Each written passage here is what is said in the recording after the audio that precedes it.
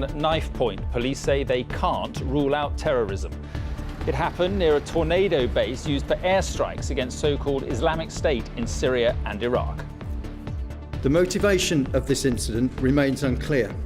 We're unable at this time to discount terrorism, but I stress that other lines of inquiry are equally plausible.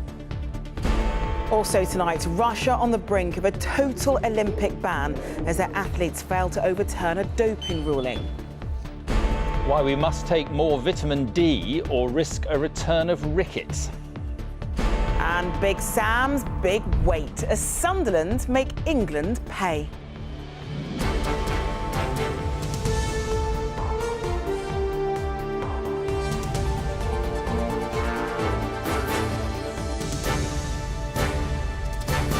This is the ITV Evening News with Mark Austin and Charlene White. Good evening. Police are refusing to rule out terrorism tonight after two men attempted to abduct an RAF serviceman at knife point. The victim fought off his attackers and escaped unhurt. It happened near RAF Marham, the base for Tornado aircraft involved in attacks on Iraq and Syria. Police say he was jogging outside the perimeter when the men tried to get him into their vehicle. Their motive is unclear tonight, but security has been stepped up at military bases across the country. Our security editor Rohit Katru has the latest. It is Families and Friends Day at RAF Marham. Hundreds of visitors were invited in this afternoon. This is not a base on lockdown, but security was tight and visible today. Because although what happened a mile from here might have been an act of terrorism, the evidence is not yet convincing. Police say they're looking for two men of Middle Eastern appearance and a military-style knife. The victim himself had been jogging in the area, and I stress he was not in uniform and he was uninjured. The suspects fled the scene in a dark-coloured people carrier, and again, that has not been located at this time.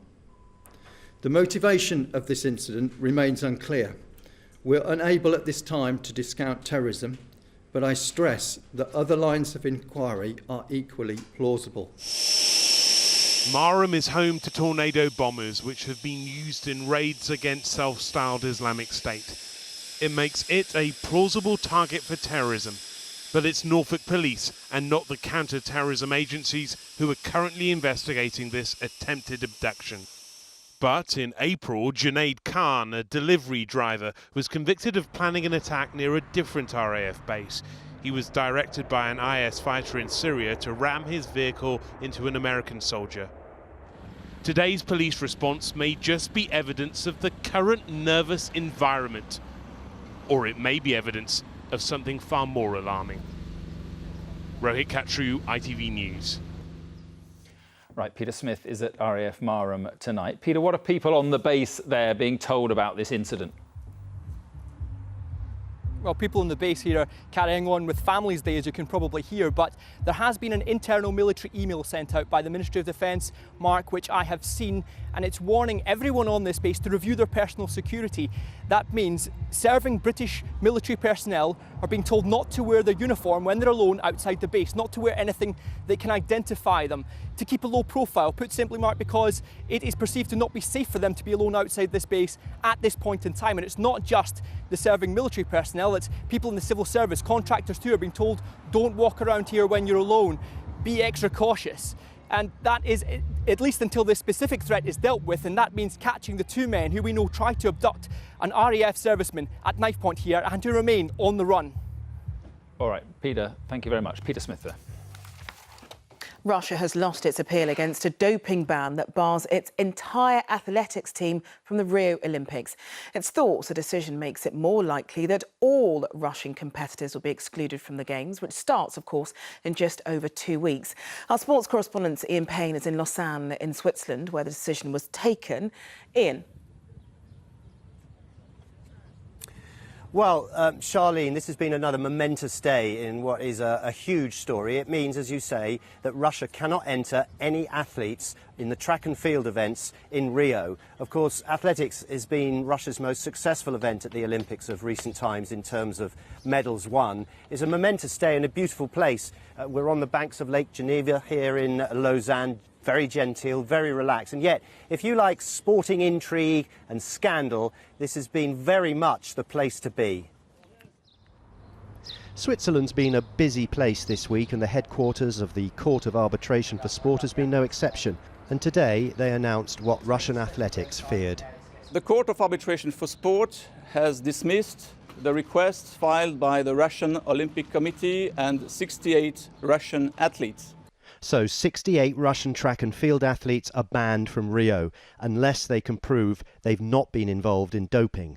So stars such as double Olympic pole vault champion Elena Isinbayeva, who trains in Russia, will not appear. She's described the decision as the funeral of athletics. Now the IOC must decide whether to ban the entire Russian team, which won 82 medals at London in 2012, including 24 golds. Russian sport has been in the dock for the last 18 months, and this week a report claimed Russian secret agents had swapped positive drug tests at their laboratory during the Sochi Winter Games. In Russia, as the athletes prepared for the Games, the reaction was one of sadness and anger. This decision is really frustrating. For some reason, clean sportsmen who've never been caught doping will have to carry this responsibility with everyone else. I wouldn't want this to ever happen again. Elsewhere within the sport, the reaction was quite different. If you have the proof and you catch somebody, I definitely feel that you should take action. And if you feel like banning the whole team is the right action, then I'm all for it, you know what I mean?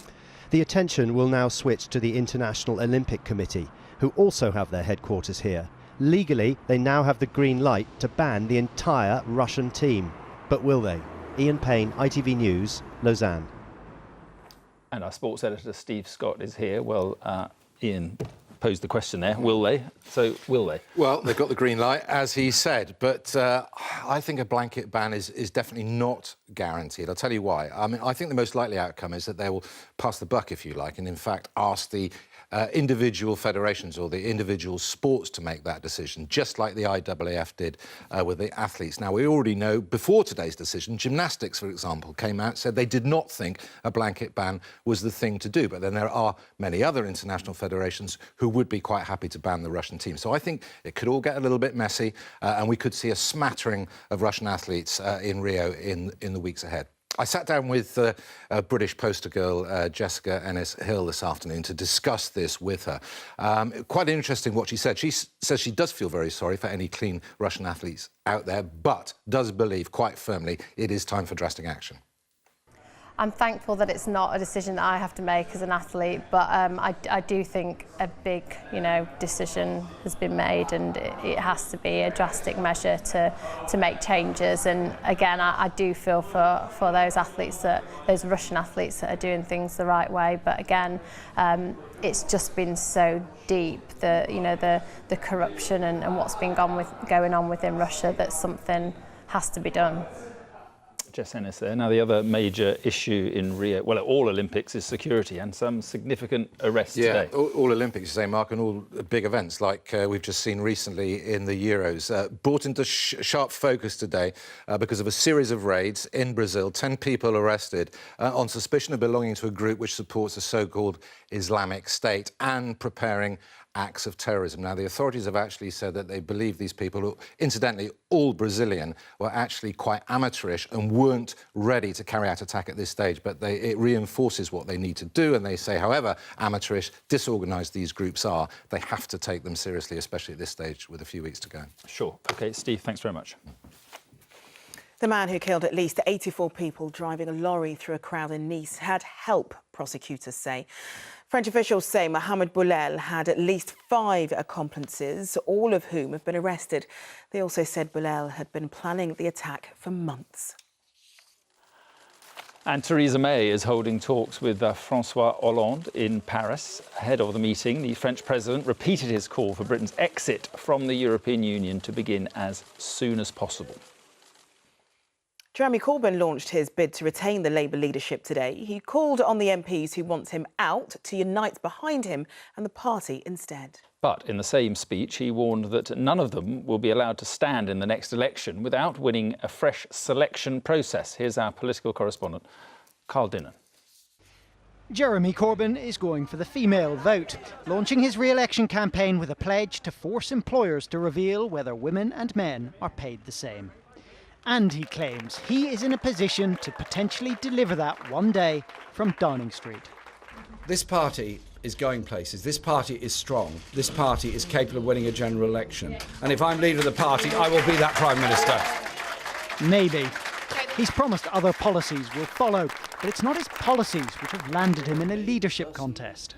Your MPs just don't really think that you're up to the job.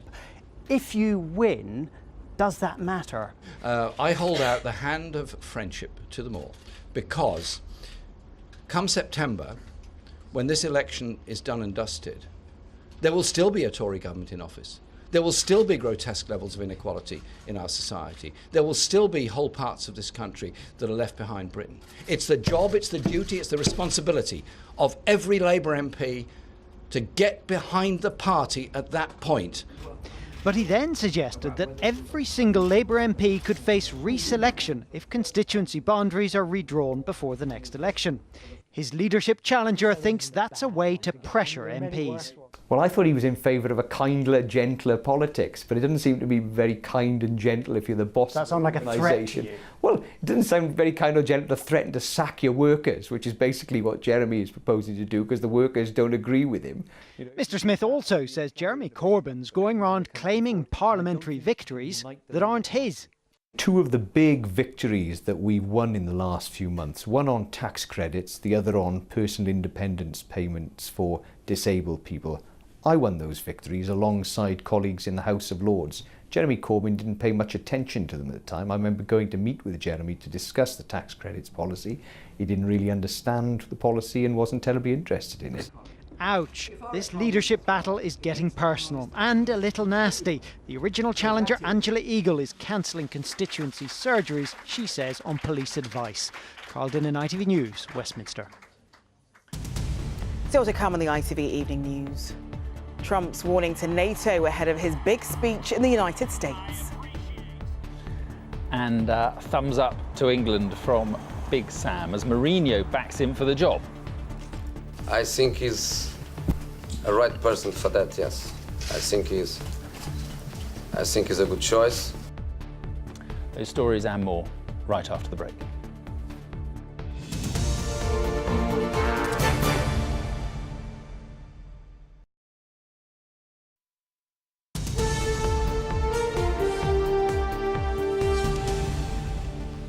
Welcome back. Donald Trump has shocked America's NATO allies by suggesting the US could drop its guarantee to protect them if they're attacked.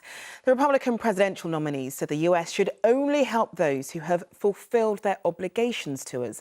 Our Washington correspondent Robert Moore reports from Cleveland, where Mr. Trump is due to accept his nomination tonight. Donald Trump is certainly a maverick on foreign policy, proposing what he calls an America First approach. And moments after this appearance with his vice presidential nominee, Trump startled European leaders when he questioned whether America should automatically defend its NATO allies. He claims others in NATO don't pay their fair share, a view that his top supporter told me is entirely justified. Has Mr. Trump just shredded decades of transatlantic consensus on the role of NATO? No, I think Mr. Trump has raised publicly the truth, which is that most NATO countries do not invest enough in their military to have any capability. Other than Britain and France and maybe Germany half the time, the other countries can't defend themselves. And they have got to take this seriously. This is an alliance. It's not a welfare state handout. The United States cannot be the primary provider of defense for all of Europe. It raises the stakes still further for Trump's acceptance speech later tonight. Already the party's convention has put on display extraordinary divisions after a key rival, Ted Cruz, refused to endorse him. Vote your conscience.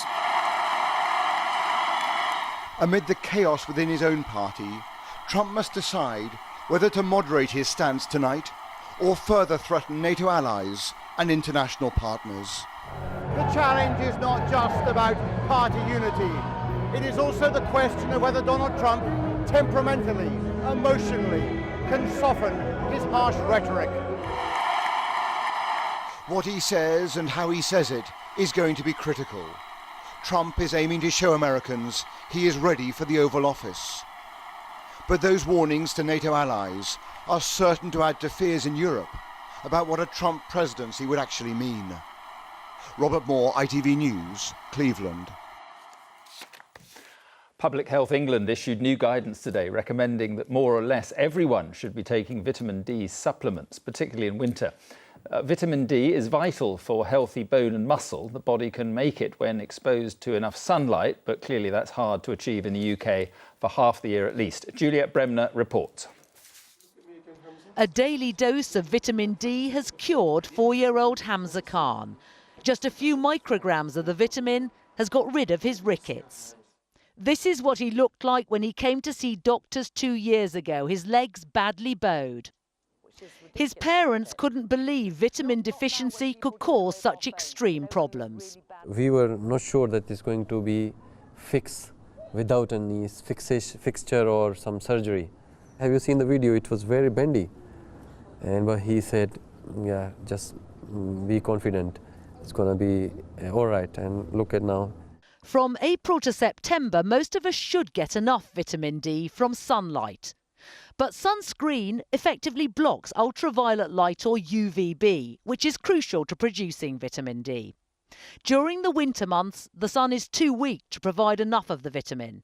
And changing work habits with desk jobs inside, combined with a poor diet, means 1 in 5 adults have a severe deficiency.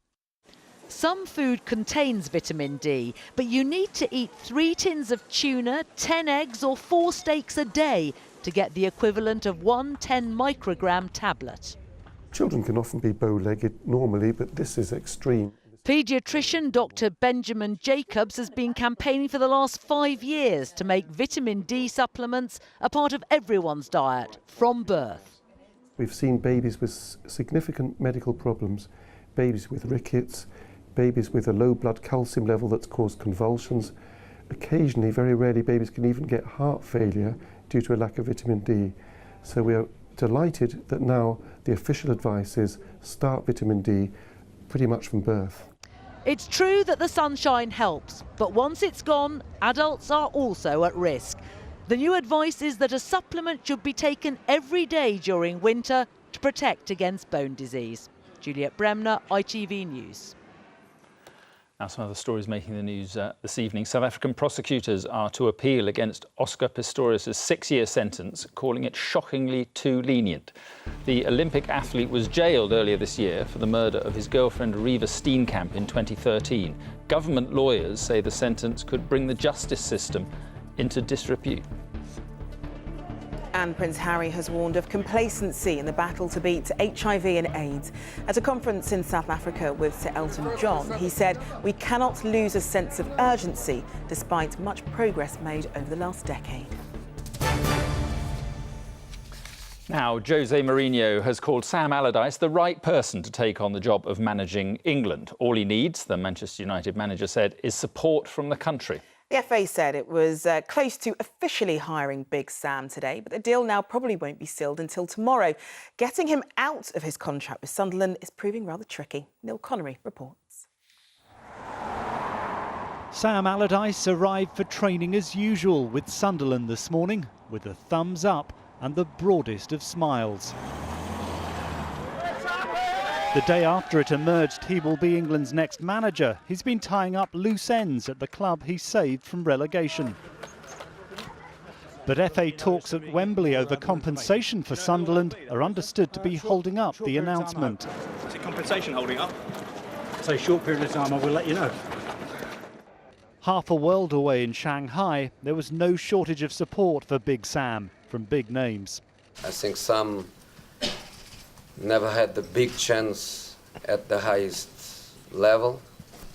Lots of experiences in the Premier League, but never that big one. I think he's a good choice. After a playing career lasting 21 years and almost 1,000 games as a manager in the top 4 football divisions, the biggest job in English football now awaits. As a player at Coventry, there were glimpses of innovation, even turning to ballet to help his strength. He enhanced his reputation as a manager at Bolton, winning promotion to football's top flight. He's never been afraid to experiment, even prepared to monitor his health for a study on managers' stress. You've already got one goal. You've already got one goal. What did I wish, Jack? But there's never been any doubt about his heart's desire. You want the England job tomorrow? He's a character who's earned the respect of many of those who've played for him. He's a big, bubbly personality, good fun to be around, good company. But at the same time, he doesn't, suffer any falls. If you're not pulling your weight, you are known when you're playing for Sam what your role is, whether it's how far you need to run, pass percentages, what you need to bring to the team. And if you don't doing it, he'll have the stats and everything to back it up and give you a reason for not playing you. But his critics say his record at clubs like West Ham show the limits to any hope of Allardyce World Cup glory. He didn't do a lot for us at West Ham, did he? So what's he going to do for England? He'll qualify you through a group stage and all that shenanigans, but once you get over to the big time, it's a bit wishy-washy. This evening, Sam Allardyce headed off from Sunderland, his next destination, the toughest job in English football. Neil Connery, ITV News. And finally... Good luck to him. Oh, yes. He'll need it. Very much so, good luck to him. But moving on. Finally, it should have been the simplest of tasks for Prince Charles unveiling a plaque at the Gloucestershire Wildlife Trust. But sometimes the simplest of tasks just don't go to plan. Nothing could give me more pleasure than to unveil this plaque. Wondering what on earth it's going to say. Thankfully for all involved, nothing was damaged, just a case of a little embarrassment for the organisers and amusement for the Prince himself. See, I think he enjoyed that. I think it brightens up his life. Brightens up his life, Most absolutely. plaques just stay there, don't they? Allegedly. They tend to. That's it for now. Tom Bradby's here at 10. Indeed, but from everyone here on the team, have a very good evening. Goodbye. Bye-bye.